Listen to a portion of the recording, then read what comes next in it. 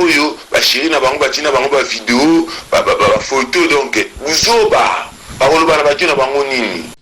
N'hésitez pas à liker la vidéo si elle vous plaît et si vous êtes nouveau sur la chaîne, n'oubliez pas de vous abonner. Vidéo ya motakala ya Fally Ipupa na mwasi ya bato ya libala na ebite ba musicien na biso po musique esimba ezosenga kaka ipo bimana mwasi ya bato. N'hésitez pas à liker la vidéo si elle vous plaît et si vous êtes nouveau sur la chaîne, n'oubliez pas de vous abonner et d'activer la notification pour ne rater aucune de nos prochaines vidéos. On commence. Pour ne pas s'abonner, c'est facile.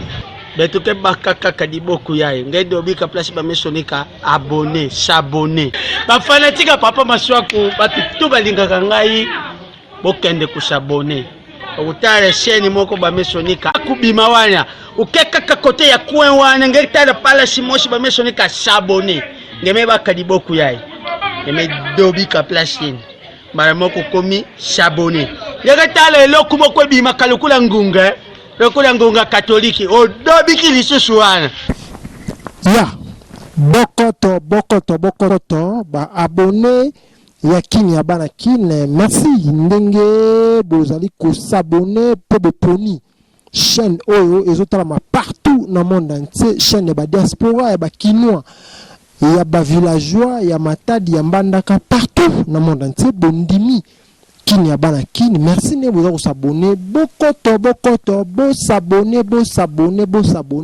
na chaîne moko kini ya bana kini olingami partout na monde entier merci ne boza ko s'abonner chaque jour ezo sala biso bien pe courage to pe sa bien information makambu ezo comme la artiste musicien na biso ba congolais biso tozo ba kinois ezo pe sa pasi makasi.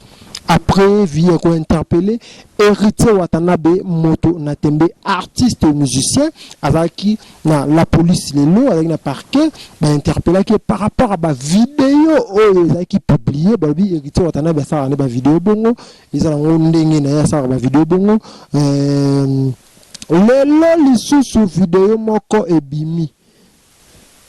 Il a fallu Ipupa DiCaprio la merveille ou tout checker à part. Vidéo ya motakala ya Fally Ipupa na mwasi ya bato ya libala na ebite ba musicien na biso po musique esimba ezosenga kaka ipo bimana mwasi ya bato pasi mingi vraiment boka na no congolais mo diaspora pays aloba ina no par rapport à makambo zoleka na musique na biso epesaki kanda pe mawa boka tia fingisi ba congolais nyose mibali hein.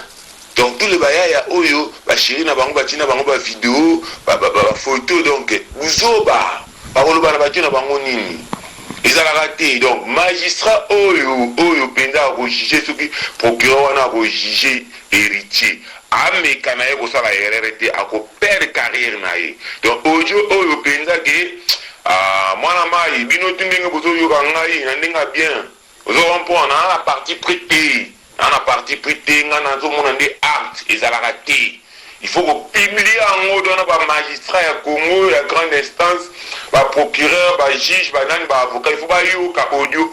Donc, procureur, le magistrat, le juge héritier. Mais quand on a la RRT, ça la mistake. Il faut condamner, il faut appliquer la loi. Ce qui a sali en côté, donc on mobiliser tous les bâtiments, les guines, tous les mamans, tous les bachirins, soulèvement populaire, tina grande instance. Procureur wana, magistrat wana, a perdre carrière pour na héritier. Donc, ameka pour ça la RRT.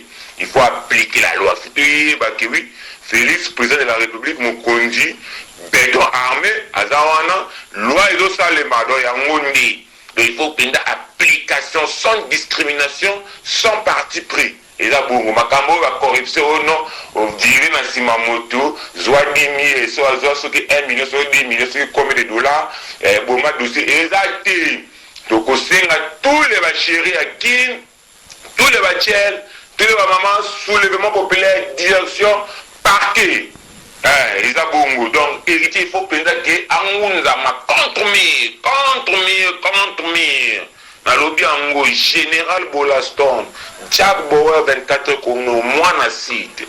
Le Djoubeke le naba na prétoire ma sékézate, je n'ai pas de parti pris. Momi wana momi na ngate, aloba na ye te, héritier na liaka mbongo na ye te, petit toira na liaka mbongo na ye te, nga na congolais makambo na nga que la loi soit faite.